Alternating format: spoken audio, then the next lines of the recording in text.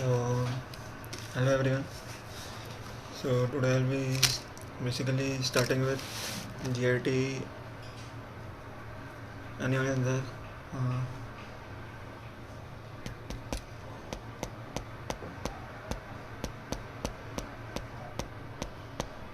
so total 9 have joined. Good. So basically I will be starting with GIT. So in this we will be discussing about the MCQs.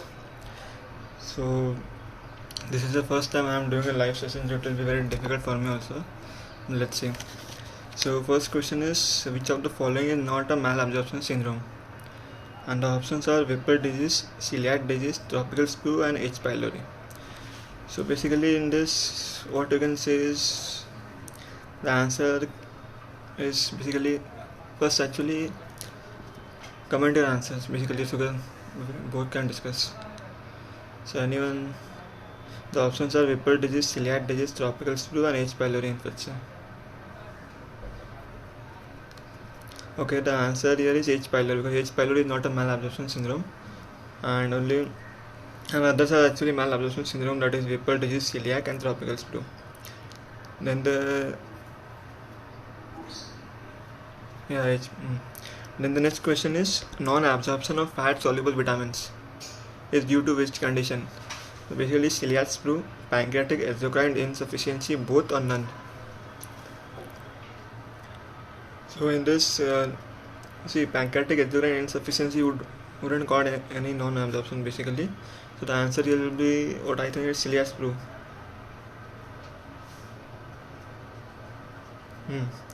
Then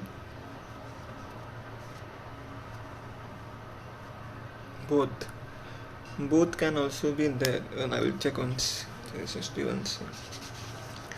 Pancreatic exocrine insufficiency.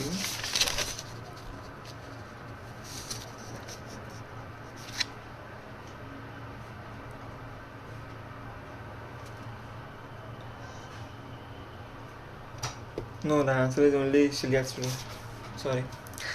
Then we have abnormal D xylose test indicates all of the following except pancreatic insufficiency, proximal small intestine mucosal disease, bacterial overgrowth syndrome, and renal failure. It's quite a difficult question, I think. Abnormal D xylose test indicates all of the following except pancreatic insufficiency, proximal small intestine mucosal disease, bacterial overgrowth, and renal failure. So any answers?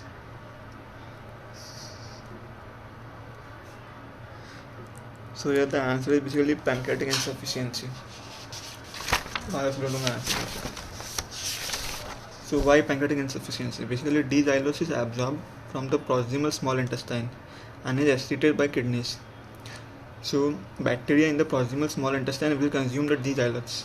So basically pancreatic insufficiency will affect this. That's why the answer is pancreatic insufficiency.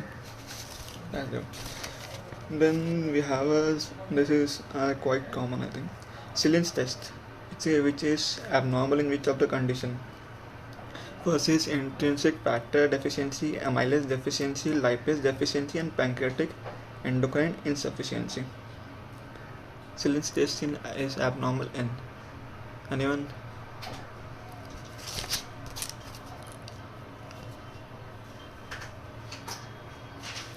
So Sillins test is abnormal in intrinsic factor deficiency.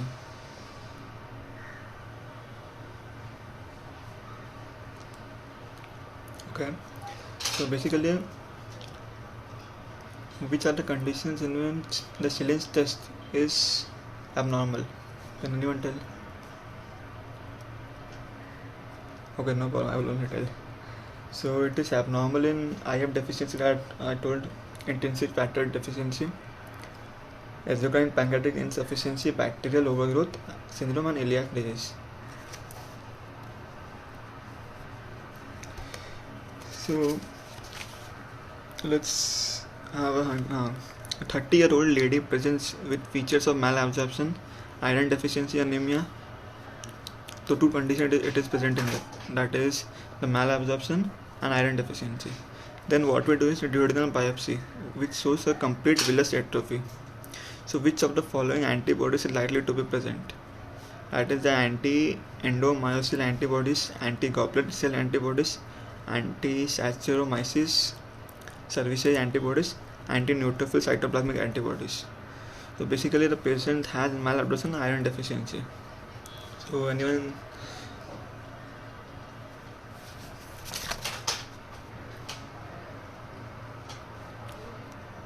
So basically it has malabsorption iron deficiency, which basically suggests it is a celiac flu. So in celiac flu, the most common antibodies which we see is the anti-endomyosin antibodies. Then again the same question, celiac flu only. Which of the histological features of celiac disease includes all of the following except? Then we have crypt hyperplasia, increase in thickness of the mucosa, increase in intraepithelial lymphocytes, increase in inflammatory cells in lamina propria. Basically it's a pathology question. So if maybe you might not knowing, but the answer will be it is basically in celiac disease all will happen except. So the except here is the mucosa will not be thickened. There will be no increase in thickness of the mucosa. Then again same celiac disease. Which of the following vitamin deficiency is uncommon in celiac disease? Vitamin D, A, folic acid, vitamin B12. So it's a very simple question basically. Which of the vitamin deficiency is uncommon in celiac disease? D, A, folic acid, vitamin B12. So anyone can answer?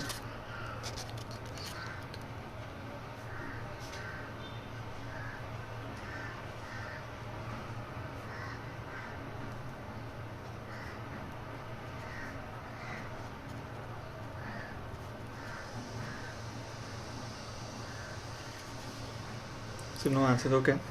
So the answer here is vitamin B12. Vitamin B12 is very uncommon deficiency, which we see in celiac disease. Why? So the answer here is celiac disease affects the proximal small intestine. Hence, folic acid, iron, calcium will not be absorbed. Vitamin B12 will not be affected. Why it will not be affected? Because in celiac do the absorption what is the defective is in distal small intestine. So it will not be affected. So the answer is vitamin B12.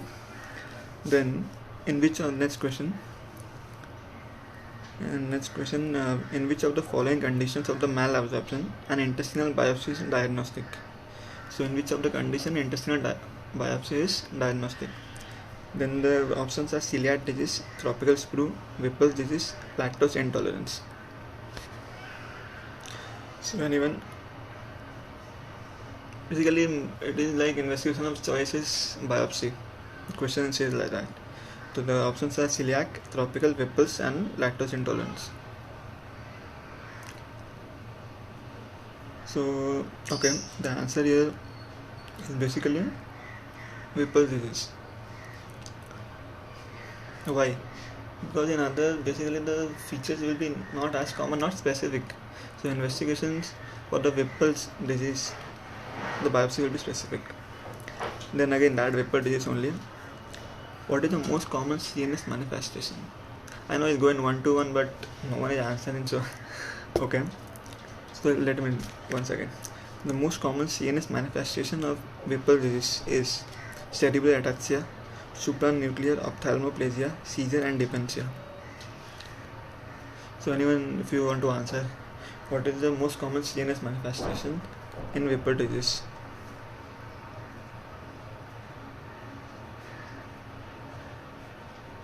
Okay, no answer again. Then okay, the most common CNS manifestation of the Whipple disease is dementia. So dementia is very common, and others basically are not. And they are seen, seizures and supranuclear ophthalmoplegia, cerebral ataxia will be seen, but they are not common as dementia. So next question we have, which one I will do this, okay, common. Pseudopolyps, you might be knowing pseudopolyps. The pseudopolyps are the feature of which condition? The options are Crohn's, ulcerative colitis, Whipple's and celiac flu. Pseudopolyps is quite commonly seen in which condition? Crohn's, ulcerative colitis, celiac flu, Whipple's disease. Basically, say pseudo polyp might be have heard this, but it is very very common in ulcerative colitis. Other celiac people disease is malabsorption syndrome, malabsorption basically. So it won't Crohn's. No, Crohn's is not same. It is not same. Basically, it's Crohn's. We have that segmental issue. That's why polyps are not. The pseudo polyps are not same. So the answer will be ulcerative colitis. It's a factual question, so I can't explain that much. Then, which of the following is the most commonly affected by ulcerative colitis? Cecum, rectum, sigmoid colon, and terminal ileum. Again, we have anyone? Ulcerative colitis, Nicholas. Which question you was? Pseudo polyps. Yeah, pseudo polyps, ulcerative colitis. Yeah. Next question, what I was telling, which is the most commonly affected by ulcerative colitis? Cecum, rectum, sigmoid colon, and terminal ileum. So anyone?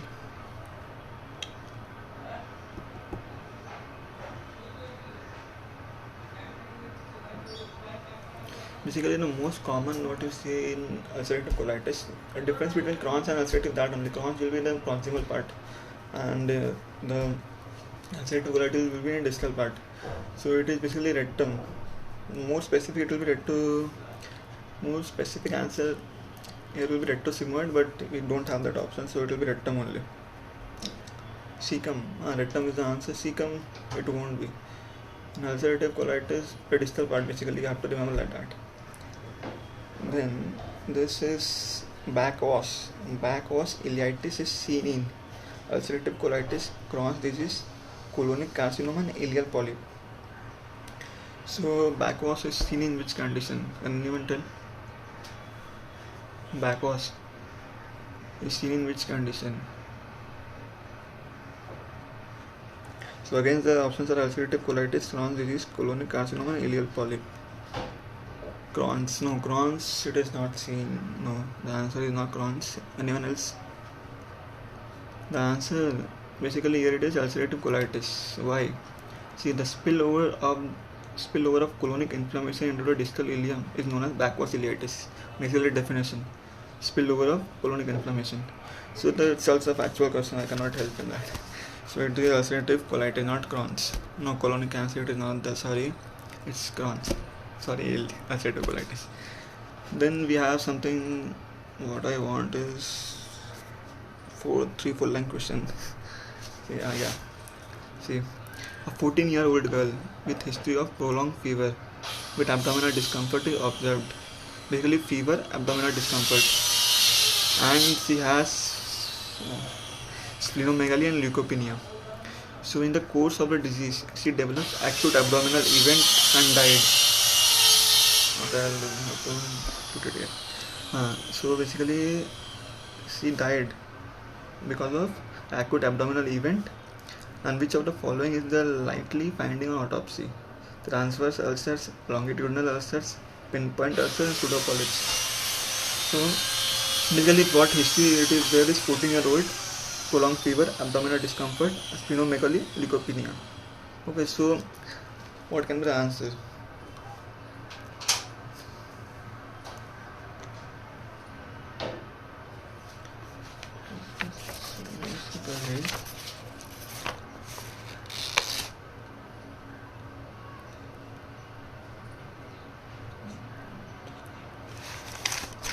Transverse ulcers. Yeah. The answer is no. It's longitudinal ulcers. Basically, this is a case of typhoid fever complicated with small intestine perforated ulcer, which is longitudinal. Basically, the case is typhoid fever. So typhoid longitudinal ulcers will be there, not TB. No, TB is not there. It's longitudinal ulcers only. Because basically typhoid. Yes, splenomegaly you can see in typhoid. Yeah, abdominal discomfort, splenomegaly, complicated by splenomegaly. It is leukopenia. Basically, it is late.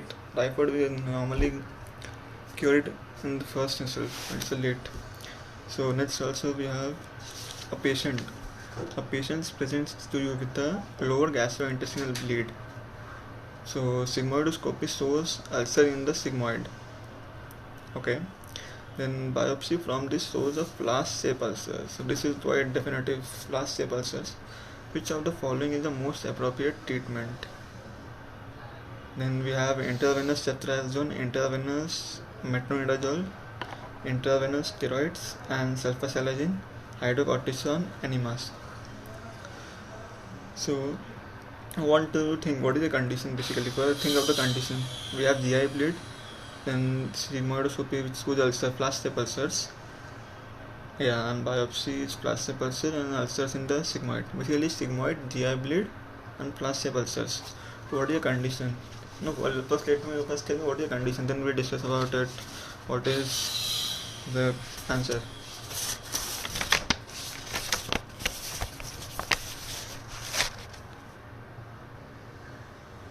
Steroids? No steroids. The answer is right. Your answer is intravenous metronidazole.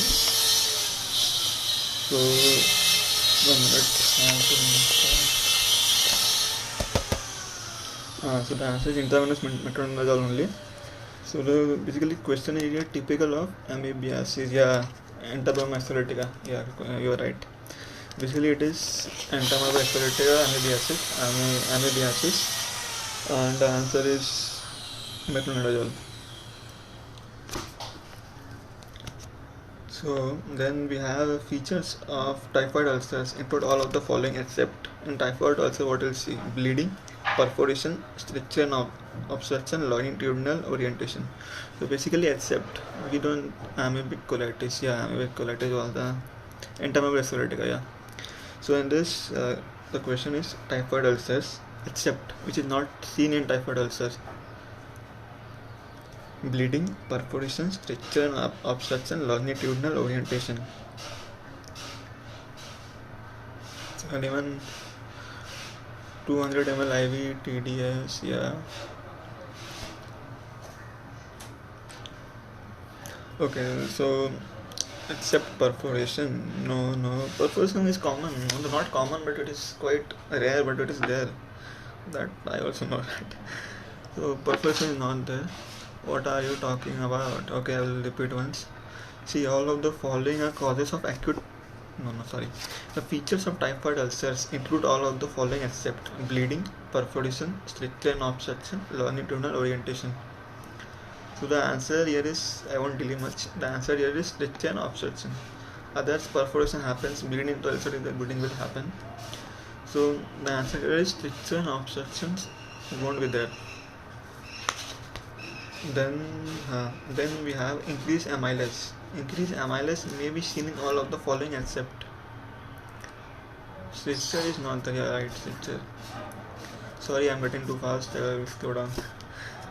See, the next question we have increased amylase may be seen in all of the following except pancreatic pseudocyst, myocardial infarction, perforated peptic ulcer, ruptured ectopic pregnancy. So it is also except perforation. So can anyone tell? Increased amylase will not be seen.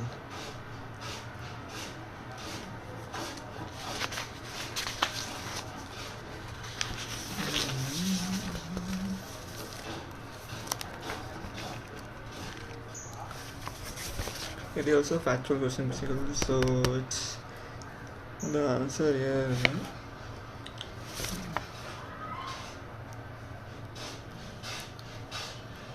They haven't given the answer only. Very good. They have given the explanation but no answer. See, what are the causes of serum amylase? Increased serum amylase, ruptured ectopic pregnancy. Yeah, I think ectopic pregnancy. Okay, let's discuss the answer. Ectopic answer. So yeah, see, we will just discuss the answer. See, what are the causes of serum amylase? Increased serum amylase. First, we have pancreatic disease, salivary gland disease, reproductive tract disease. In reproductive tract disease, ruptured ectopic pregnancy, which all are talking about, there is increased amylase. So the question itself, see, it is there, ruptured is there, myocardial it will be there, then pan. See, they have given the ruptured, they have given pancreatitis, they have given pancreatitis pseudocyst they have given.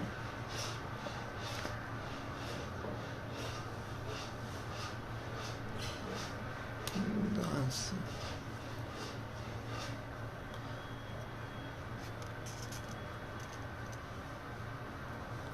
I think the answer is peptic ulcer only. That peptic ulcer I was not seeing amylase. It is related to pancreatitis. We have seen amylase will be increased. Pancreatitis won't be there. So the answer here is that only. Yeah. The answer here is perforated peptic ulcer only. Because rupture they have given it in there. But why? Why it will be ruptured ectopic pregnancy will cause increased amylase? Yeah, we have to find it out. Okay, next question we have.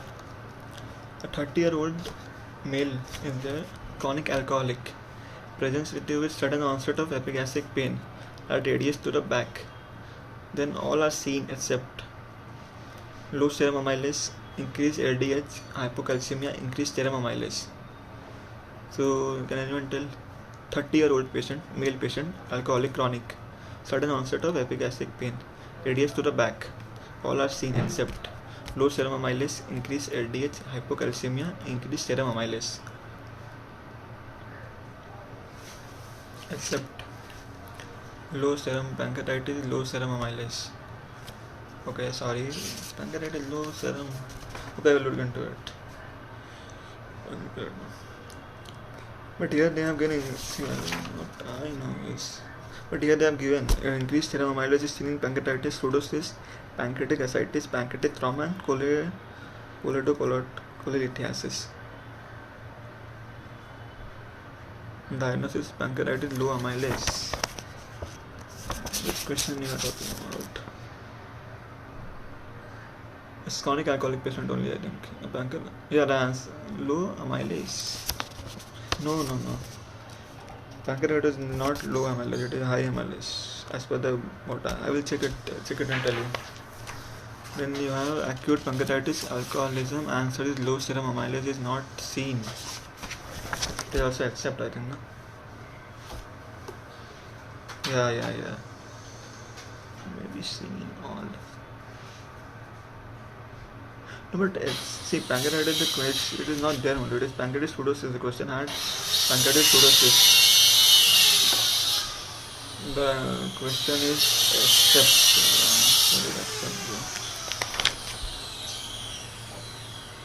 See, if I'm not, I'll repeat the question. The question was, not discussion, before question.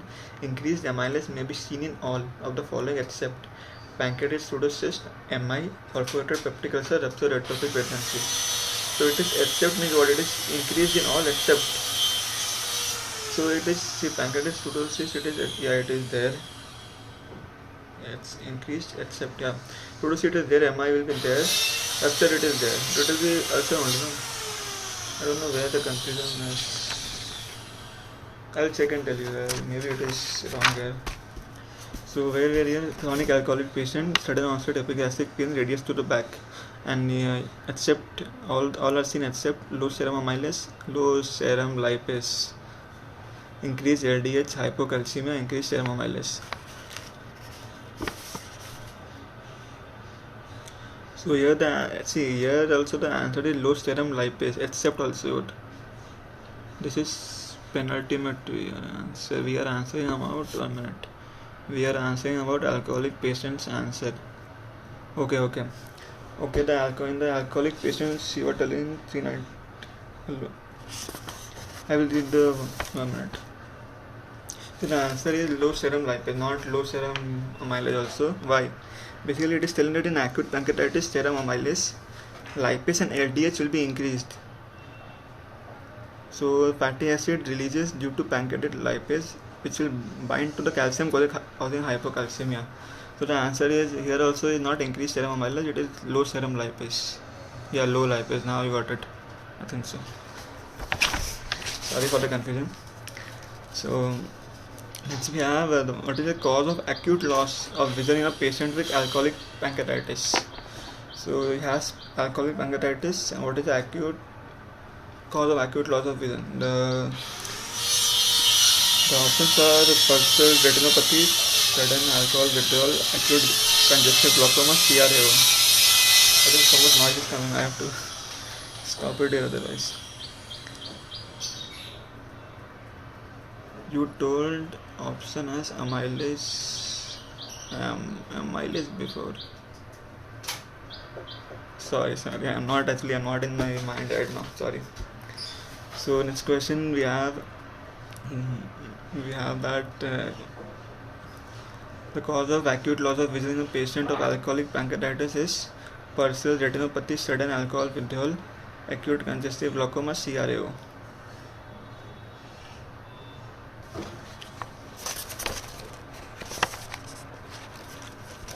So the answer here is pulsar retinopathy. There also an actual question, but if you want to know the cause, I will read it out. See, what happens after a pancreatic injury or inflammation? The proteases such as the trypsin activates the complement system and causes coagulation and leukoembolization of the retinal precapillary arterioles. So the findings what we see here is nerve edema, cotton wool spots, retinal hemorrhage, artery attenuation, venous dilation, and pulsar fleckens. So remember this: the acute loss of vision is seen in alcoholic pancreatic is pulsar retinopathy. Then this is very simple. What is the most common complication of CRAO? No options, please. See, options I gave already: pulsar retinopathy, sudden alcohol withdrawal, acute congestive glaucoma, CRAO. And the answer here is pulsar retinopathy. Next, what we have is the most common complication of acute pancreatitis. What is the most common complication of acute pancreatitis? Anyone? I will give you the options: pancreatic abscess, pseudocyst, phlegmon, pleural effusion. Most common complication of acute pancreatitis.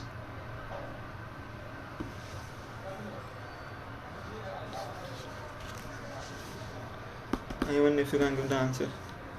Most common complication of acute pancreatitis: pancreatic abscess, pseudocyst, phlegmon, pleural effusion.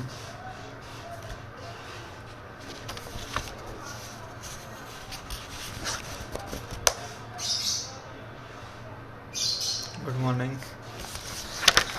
It's quite early morning, I think. Okay, so the answer here is no one. Answer here is pseudocyst. Pseudocyst is the most common complication of acute pancreatitis. Then again, patient presents with a massive hematemesis. And see here the question has massive hematemesis, splenomegaly. In this, the most likely source of bleeding is duodenal ulcer, esophageal varices, erosive mucosal disease, gastric ulcer. So massive hematemesis, splenomegaly. The most likely cause of bleeding: duodenal ulcer, esophageal varices, erosive mucosal disease, gastric ulcer.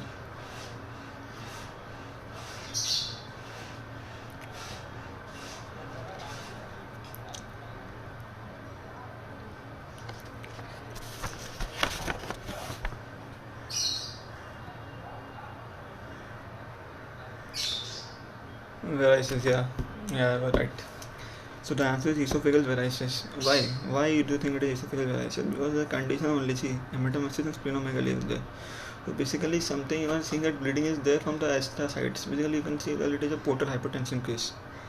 That's why it is going to spleen also, it is going from esophagus also. So it is esophageal varices. The point here is what they have said here. See, the hematemesis, if the hematemesis is seen without portal hypertension, it will suggest peptic ulcer. Yeah, it's common. There's no other cause will be there. So what are next we have? Following are the causes of unconjugated hyperbilirubinemia. Unconjugated hyperbilirubinemia except hemolytic anemia, large hematoma, Rotor syndrome, megaloblastic anemia. Which are the following causes of the unconjugated hyperbilirubinemia? Unconjugated, basically it is not going to liver only, that's why it is unconjugated. So we have hemolytic large hematoma, Rotor syndrome, megaloblastic anemia. So if it is not going to liver, that's except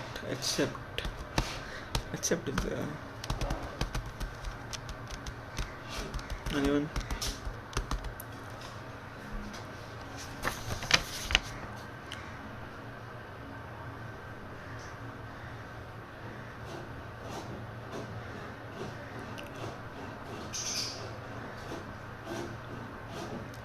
See here the answer what they're given if no one wants to answer. The answer here is Rotor syndrome. Because see hemolytic anemia, hematoma, megaloblastic basically they will cause RBC lysis. Options again. Okay. I will tell you the following are the causes of unconjugated hyperbilirubinemia except hemolytic, large hematoma, Rotor syndrome, megaloblastic anemia. So see hemolytic, hematoma or megaloblastic anemia will cause RBC lysis. So before going to liver only it is causing lysis, that's why it is unconjugated. And Rotor syndrome is a cause of conjugated hyperbilirubinemia. Then unconjugated bilirubin is absent in urine because it is distributed in body fat conjugated with glucuron, not filter, lipophobic.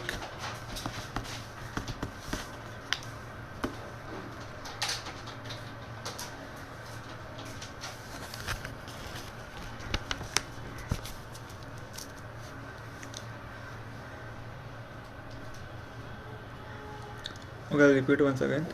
Unconjugated bilirubin is absent in urine. Why? Because it is distributed in the body fat conjugated with glucuron.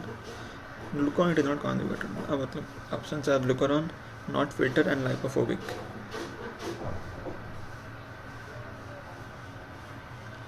And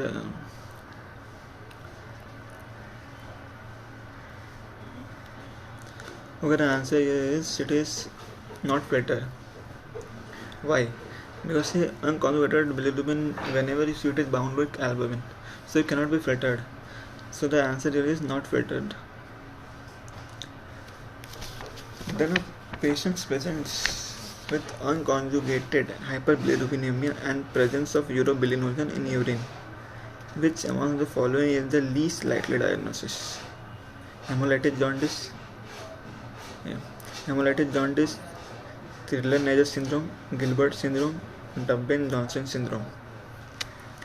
So a patient presents with the unconjugated hyperbilirubinemia with presence of urobilinogen in urine. So what is the least likely diagnosis?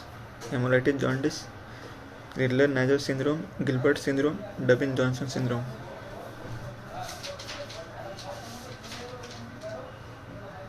So first actually rule out basically see this first question has unconjugated hyperbilirubinemia. So first rule out which are the following don't have or which are the following are conjugated or which are the following are unconjugated. Hemolytic it is unconjugated. Then Crigler-Najjar syndrome it is also unconjugated. Gilbert also will be unconjugated before it happens before only. Durbin-Johnson syndrome is the thing which is the least likely diagnosis here. But it is conjugated hyperbilirubinemia. Then let's change the topic somewhere to else. See, a 35-year-old man was found to have positive for HbsAg and HbEAg accidentally during screening of blood donation. On lab examination, SGOT, SGPT normal. What should you do next? Liver biopsy, interferon therapy, observation, HB with DNA estimation.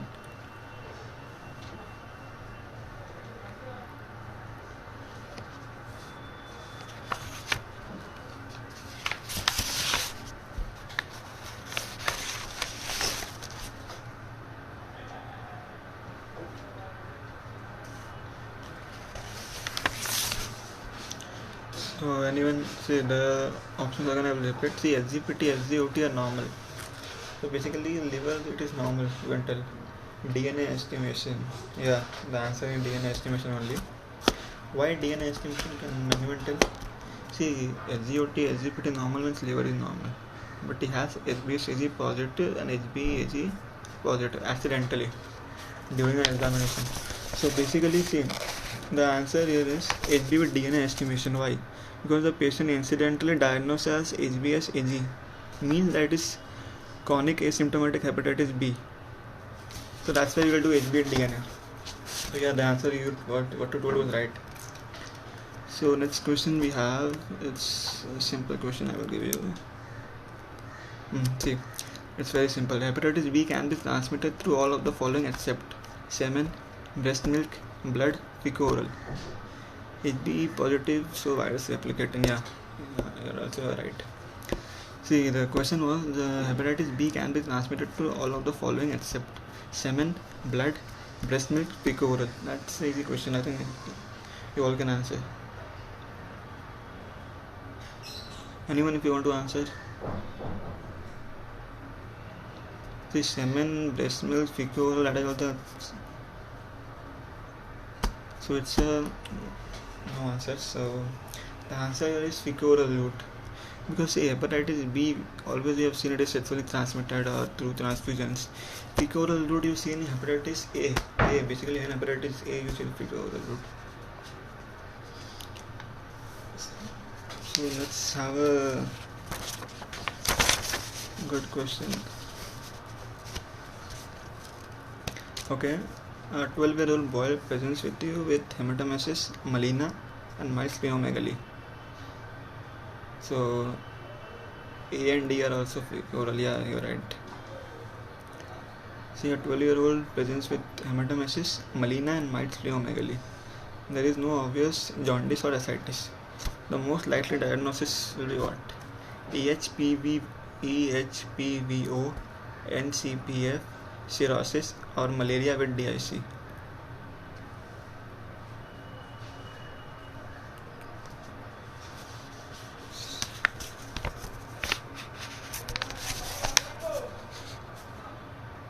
Can anyone just tell me what are the full form of this EHPVO, NCPF, DIC? Everyone knows. What is NCPF and what is EHPVO? Can anyone tell that first? It will be what actually? Extra total.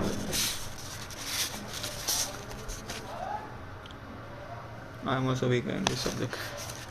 So the answer here, what they have said is EHPVO. So first EHPVO, so they are telling that hematemesis with splenomegaly suggests diagnosis of portal hypertension. And age less than 20 favors in EHPVO while NCPF occurs after 20 years. And cirrhosis with have jaundice and ascites along with portal hypertension. Now cirrhosis I also know it, don't do that. At EHPVO, NCPF I have no idea. Sorry about it. I will let you know in the next session we have. So yeah, this is a quite easy question. Flapping tremors may be associated with all of the following except flapping tremors. Okay, hepatic encephalopathy, uremia, CO2 narcosis, thyrotoxicosis. See, hepatic encephalopathy, it will be there. We have seen in our postings also. Flapping tremors will be there. Uremia also we have seen. CO2 narcosis we haven't seen that much, but yeah, it is there. Thyrotoxicosis, flapping we have tremors, but flapping tremors won't be there. There will be specific tremors for that. Thyrotoxicosis won't be there. Yeah, thyrotoxicosis.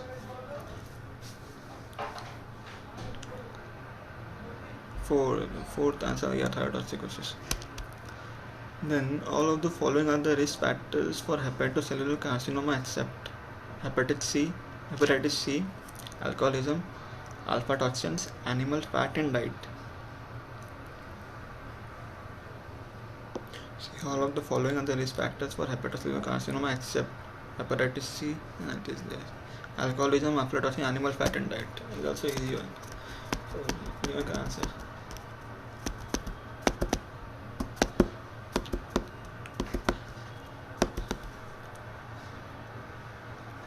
Okay, here the answer is animal fat and diet. Yeah, animal fat.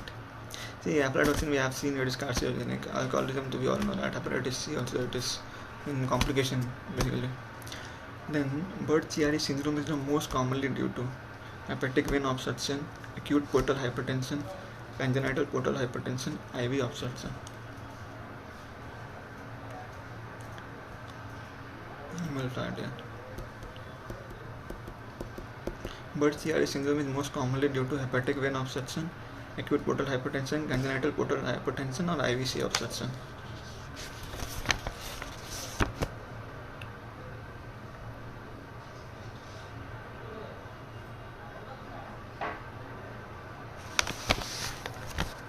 Okay, if you don't know the answer hepatic vein obstruction. Yeah, right, that's the answer.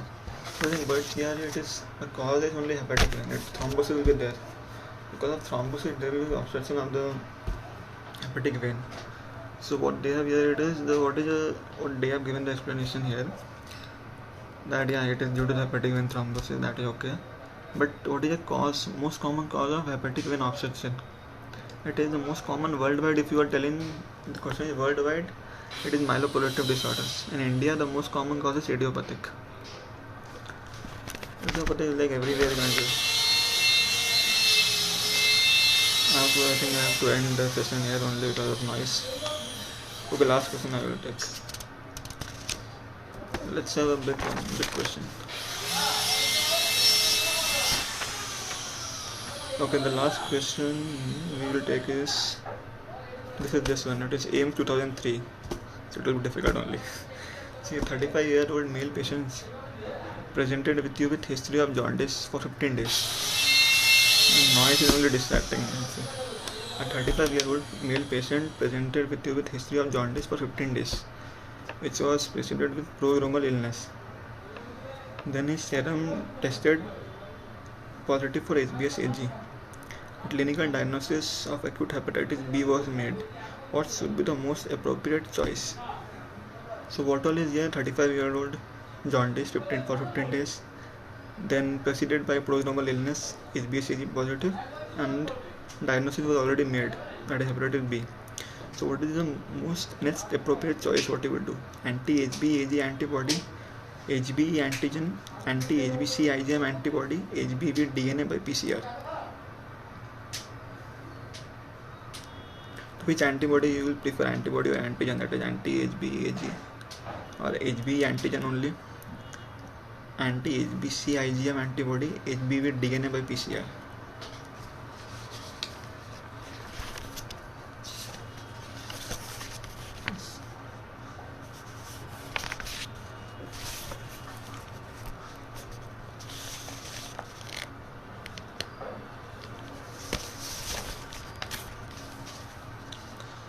Okay, see, I told you it is a difficult question. That doesn't mean you will not answer only.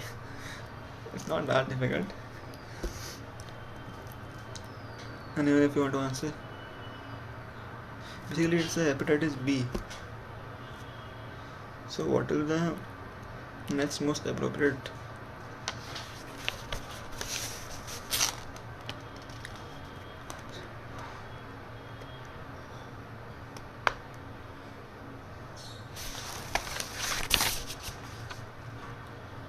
So the answer here is anti-HBc IgM antibody. See, you have to notice here that the diagnosis was made acute hepatitis, and we all know acute IgM and chronic IgG. That is the common in every infection. But here we have to check for anti-HBc IgM antibody. That's not HB antigen. It is anti-HBc IgM. But you can do HBe antigen. But the most appropriate will be that IgM antibody only. So thank you very much. I know it was the first session, quite disruptive and quite confusing. Thank you everyone.